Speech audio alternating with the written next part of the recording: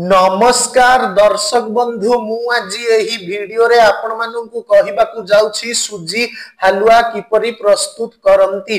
जदि आपण माने केही चैनल रे नुआ थांती चैनल को सब्सक्राइब करंतु एवं पाखरे आसुथिबा बेल आइकन टी ऊपर प्रेस करी पुणी ऑल नोटिफिकेशंस ऊपर क्लिक कर दियंतु ताहेले एमिति जहा भी किछि नुआ नुआ रोसेई संबंधी वीडियो अपलोड करिबी सर्वप्रथमे आपण माने देखिबा को पाई परिबे एवं चैनल को यथेष्ट मात्रा रे लाइक शेयर करबा को मध्य भूलिबेनी।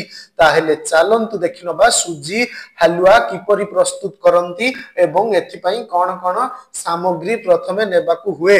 आवश्यक सामग्री सुजी 1 कप, भंगा काजू 10 टा, गुजराती 4 टा, घियो 1 कप, चीनी आधा कप, किशमिश 12 टा।